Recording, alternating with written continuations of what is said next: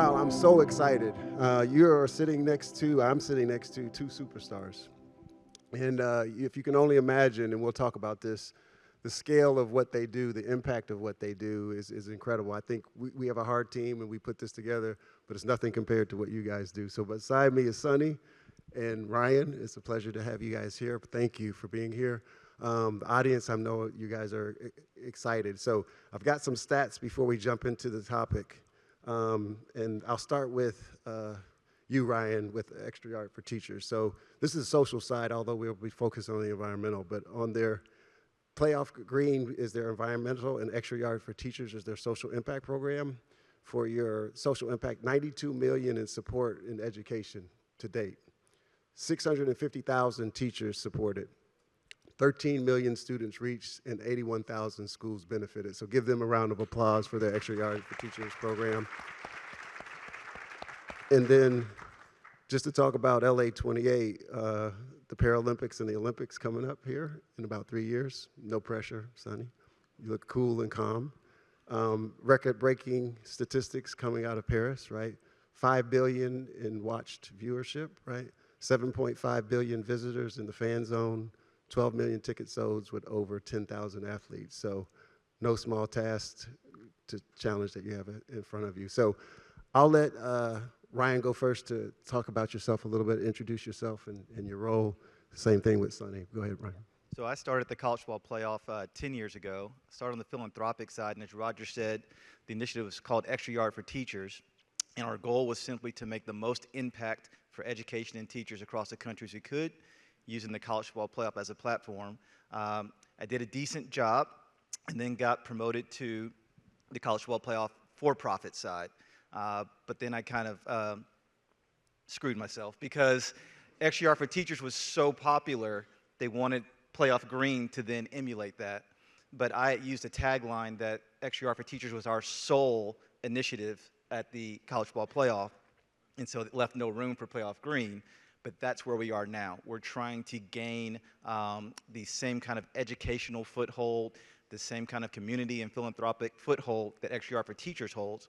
And I think we're doing a great job with Roger, his team. Sustainability is now something that's on the lips of college football campuses and universities across the country, and we're a big part of that. Appreciate it, Ryan. Okay, Sonny, talk a little bit about your task that you have in front of you. Yeah, so I'm the director of sustainability at LA28. Been with the organization for 4 years, and I mean, if you know organizing, committing terms, I'm considered a dinosaur now at our organizing committee. We're growing really fast. So in my role and within our team, you know, we're really focused on the environmental sustainability component of the games. And that is from anything as far as like our game operations, but then also legacy and impact. So what are we doing and how are we working with the local community to really ensure that any solutions that we're trying to drive during the games, how do we replicate that and leave a lasting legacy, you know, within our direct LA community? We'll talk about scope now. What is when we think about what you have in front of you, give us a little idea of the scale and scope of this project. Yeah, I mean, one of the stats that I love, you know, and it puts things in perspective for me every time I hear it, we are hosting the equivalent of 7 Super Bowls a day across 16 days of the Olympics, and then 2 Super Bowls across 12 days of the Paralympics. We're going to be welcoming 15,000 athletes, 10,500 Olympians, and 4,500 Paralympians, representing over 200 countries and territories, and you know, expecting 10 to 15 million ticketed attendees over 60 days of operation. So it's definitely puts things in perspective of, you know, the magnitude and scope and scale. Appreciate it. No, thank you. Go to you, Ryan. So tell me how you're going to take Playoff Green. What's your vision for it? Like, you know what it could look like for Extra Yard for Teachers. How do you get Playoff Green to that scale, and how does leadership buying into it? Well, you know, my vision is world domination, always. It's tough because, I mean, I'm sure you guys are aware there's a few other things going on in college athletics right now, and money is a big topic. So it is a little tough because we're like an episode of Chopped. We say, here's our leftover talent, time, and budget. And by the way, go make us a great sustainability partner. Let us do great things. And it's tough. So my goal, and I heard in the panel before us, is to lean right into a lot of the revenue generation.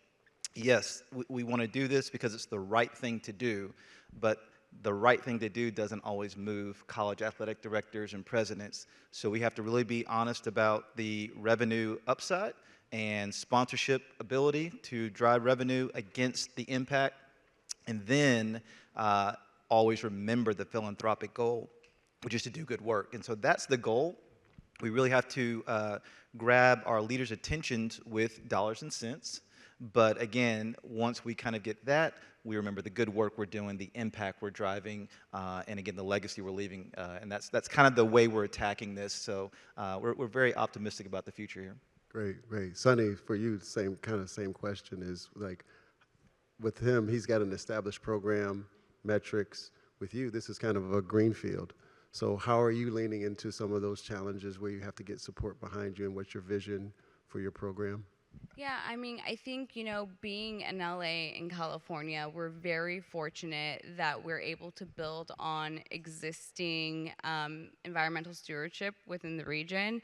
And so when we think about sustainability and the program that we're trying to build, it's not so much just sustainability in the realms of the games, but it's using this moment in time and our platform to be an accelerator, to catalyze and help accelerate things that are already happening, in the region, and building off on that. Early on in our, strategy development process, it was important for us to understand, like, what are the most material topics within our games operation, but then also, representing the local community, and then working with our stakeholders, really trying to understand what are the focus areas that we want to prioritize and setting targets under those focus areas.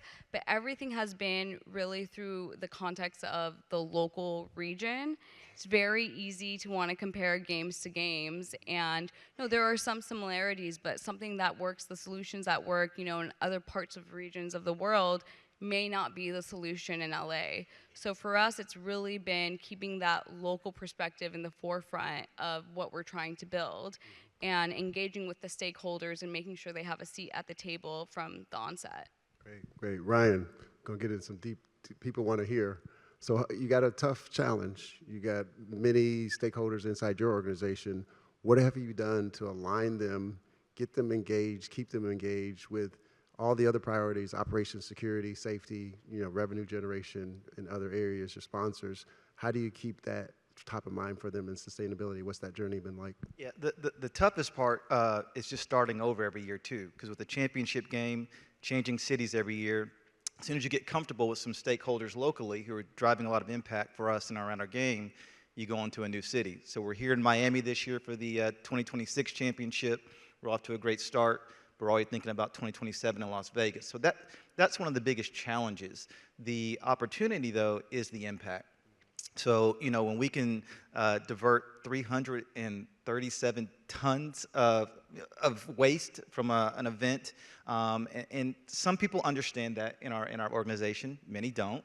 So then you have to break it down and just, keep it simple, right? So we say, all right, we donated over 20,000 meals to the local community from 4 days of activities. That's what we try to do, is show people the good work, make it simple for them, take them to the tree plantings, show them the kids who have benefited from the scholarships and the programs we've developed. That's how we get the local stakeholders and our key stakeholders internally to really care and stay involved. Because once they see the good work, and it's not just some philanthropic mission, when they actually see the good work, see the smiles on kids' faces, and see the impact, we've got them, and then we can do more. Gotcha. Well, there's some people here, I think, in the audience. Is Mercedes-Benz here? Mercedes-Benz Stadium's here? Andrew Bohinko? State Farm? So those are some of your partners that actually helped you achieve zero waste, almost 90%, right, waste diversion for 96% 96, waste diversion. I'm sorry, 96. Can you give a round of applause for that accomplishment?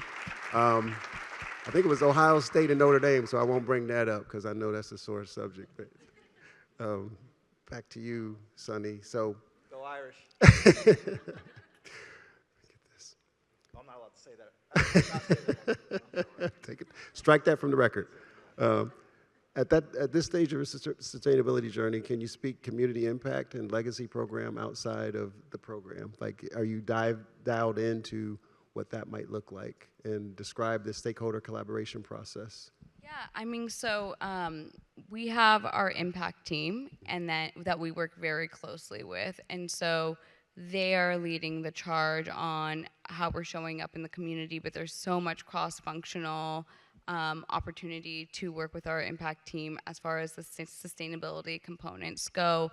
But talked about this a little bit already. For us, our stakeholder engagement process is it's fundamental to the strategy that we're developing. And so very early on in the process, we had conducted a materiality assessment, engaged over 400 different stakeholders throughout that process.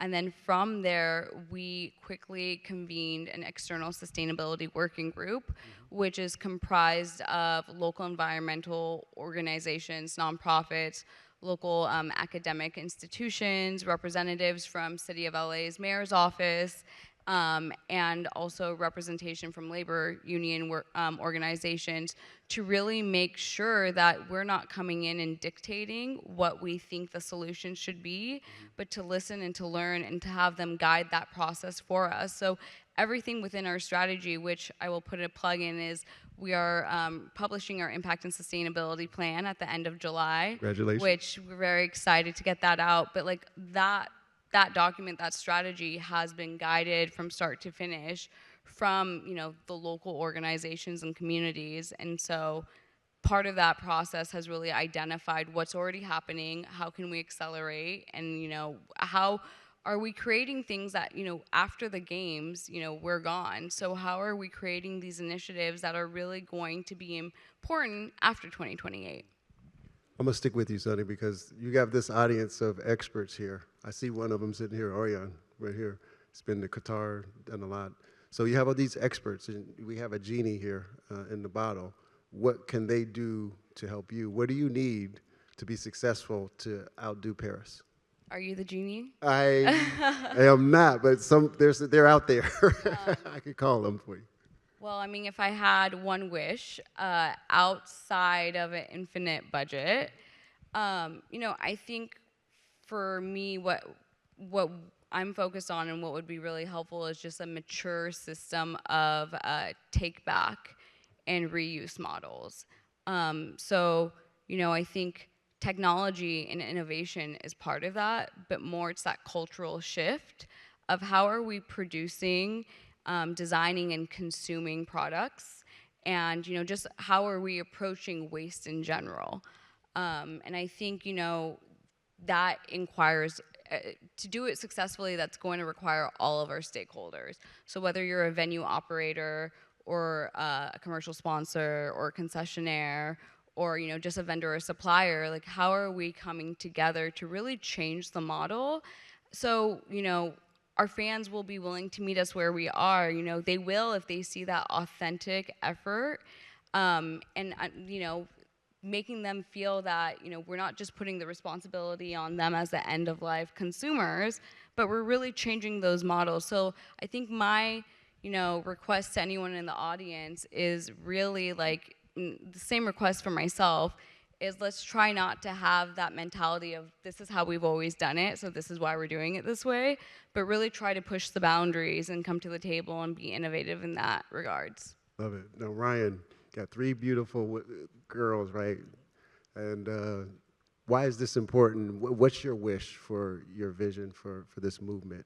Yeah, it's very much about the youth and education. So as someone who oversees events at the college football playoff as well, for me, it's really about education. So if my wish is that we can really get in schools and start a youth program around sustainability, because again, it's the right thing to do, then selfishly, we're growing the next generation of sustainability and responsible humans, but also college football fans, which is the goal as well for me, if we're going to do this holistically.